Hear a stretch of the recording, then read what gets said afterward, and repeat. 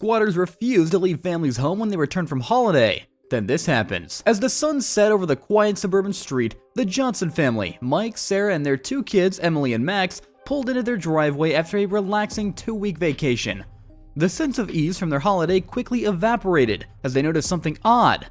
Their front door was ajar, and unfamiliar sounds echoed from inside their home. The confusion was palpable. As they stepped out of the car, their minds racing to understand what was happening. Meet the Johnsons. Mike, a software developer, and Sarah, a school teacher, had always dreamed of owning a peaceful suburban home for their family. Emily, a high school junior, was keen on photography, while Max, a 7th grader, loved his video games. This family of 4 had lived in their home for over 5 years, making memories in every corner. However, today as they approached their beloved home, the memories seemed overshadowed by the uncertainty of the unknown situation unfolding before them. Welcome back to PlotTwister. Before we unravel today's mystery, don't forget to like, subscribe, and click the notification bell so you're always in the loop. As the Johnson family cautiously moved towards the front door, the scene inside their home struck them with disbelief. Strangers, a couple appearing to be in their 30s and a teenage girl, were lounging comfortably in their living room. The intruders looked up nonchalantly, barely acknowledging the rightful owners standing bewildered at the threshold. The air was thick with tension as Mike demanded to know who they were and on what grounds they had taken over their home. The family's initial interaction with the squatters was met with a cold and unsettling calmness. The squatters claimed they had been renting the place for months and considered it their home now. This claim threw the Johnsons into a deeper spiral of shock. Sarah, trying to maintain her composure, insisted that there must be some mistake, but the squatters remained unmoved, their demeanor suggesting they had no intention of leaving without a fight. With no other option visible, Mike dialed 911, explaining their predicament with urgency. The family waited anxiously on their front lawn, hoping the arrival of the police would intimidate the squatters into leaving. When the officers arrived, they surveyed the scene with a practiced calmness, speaking with both the Johnsons and the squatters to gauge the situation. The tension was palpable, each family member holding their breath for a resolution. The police, after assessing the situation, delivered unsettling news to the Johnsons. They explained that since the squatters claimed to have lived there for months, the situation was now classified as a civil dispute. This meant that the police could not forcibly remove them without a court order. The realization that their home invasion was now a legal battle hit the Johnsons hard. They stood in their driveway, feeling helpless as the officers left, advising them to seek legal counsel. Determined to fight for their home, Mike and Sarah consulted a lawyer the very next day. The lawyer outlined the tedious and often costly process of eviction, which could take weeks, if not months. The Johnsons, absorbing every word, felt their frustration mount as they realized the complexity of the legal system. They agreed to move forward with the eviction, clinging to the hope of reclaiming their home, despite the looming financial strain. The neighborhood's reaction was mixed. Some neighbors offered sympathetic ears and support, sharing similar stories of housing disputes that reassured the Johnsons they weren't alone. Others, however, passed by with curious stares, whispering among themselves, fostering an air of mistrust and speculation about the true nature of the situation. This divided response only added to the Johnsons' sense of isolation and vulnerability. In a shocking turn of events, the Johnsons discovered that the squatters had changed the locks on their home. When Mike tried his keys in the front door, it wouldn't turn. The squatters watched from a window, smirking at the family's dismay. This bold move by the squatters signaled that they were prepared for a prolonged fight, leaving the Johnsons standing outside, locked out of their own home as the night drew in. The challenge was set, and the Johnsons knew that they had to prepare for a grueling battle to take back what was rightfully theirs. Mike's determination to uncover how these squatters had known about their vacation led to the canvass of their neighborhood. Walking door to door, he spoke with several neighbors, gathering bits of information. It became apparent that a few had noticed the squatters arriving just a day after the Johnsons had left. The timing was too precise, sparking suspicion that this was no random occurrence. Seeking further evidence, Mike and Sarah reviewed the neighborhood's security footage, which had been saved on a community cloud server. They spent hours scrolling through videos, hoping to catch any clue that could explain the situation. Their persistence paid off when they spotted footage of a man who eerily resembled Mike's brother, Joe, appearing to interact comfortably with the squatters shortly after the Johnsons had departed. Confronted with the footage, Mike visited his brother Joe, seeking explanations. Despite the clear images from the security tapes, Joe vehemently denied any involvement. His body language, however, betrayed his words. His hands shook, and he avoided eye contact, raising more doubts than assurances in Mike's mind.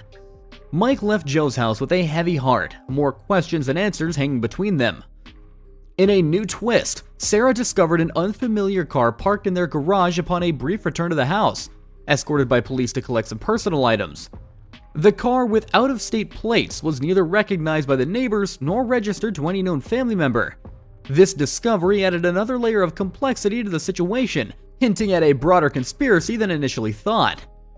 Each piece of the information added to the mounting tension. The Johnsons were piecing together a puzzle that suggested a premeditated plan to take over their home. With every new revelation, the stakes grew higher, and the Johnson family's resolve hardened, setting the stage for a deeper investigation and potential legal showdown to reclaim their property. As the investigation deepened, a break came when one of the Johnsons' neighbors, Miss Thompson, approached them with a piece of crucial information.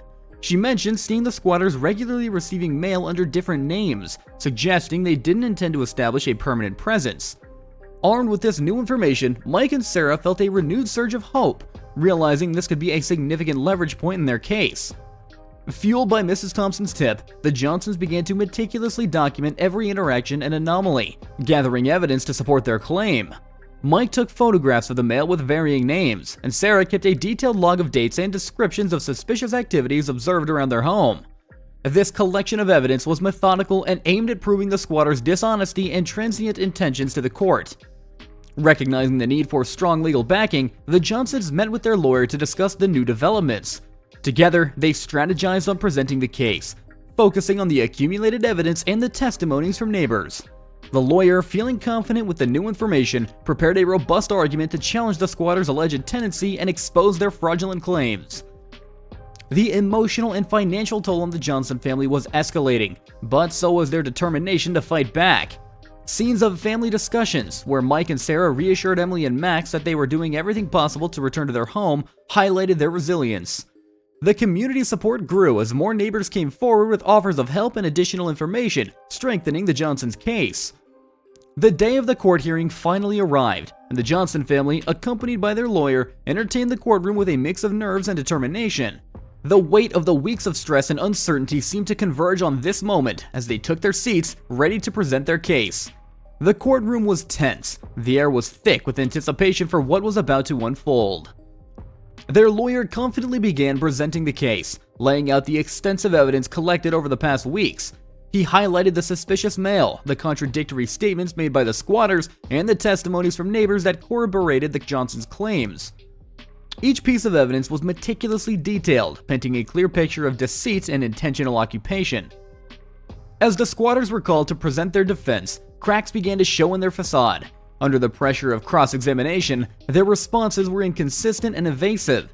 They struggled to explain the varying names on the mail and couldn't provide a credible backstory for their presence in the Johnsons' home. The courtroom's atmosphere grew increasingly skeptical of the squatters' claims as their story unraveled. The judge, after reviewing the evidence and hearing both sides, delivered his decision. He ruled in favor of the Johnsons, stating that the evidence clearly supported their ownership and rightful occupancy of the property. The squatters were ordered to vacate immediately, a decision that brought audible sighs of relief from the Johnson family. The ruling not only meant they could return to their home, but also served as a vindication of their efforts and their community support. Overwhelmed with relief and gratitude, the Johnsons embraced, tears mingling with smiles. They expressed their heartfelt thanks to the lawyer and the neighbors who had stood by them. As they left the courtroom, there was a palpable sense of closure and justice served. The family, once displaced and distraught, could now look forward to returning to their home and begin the process of healing and rebuilding their lives together. As the Johnsons stepped back into their home for the first time since the squatters were evicted, the mix of relief and sadness was palpable. The house needed cleaning and some repairs, but it was their home again. The family spent the day together, cleaning up, rearranging furniture back to its original places, and reclaiming the space that was rightfully theirs. During the cleanup, Mike and Sarah reflected on their entire ordeal.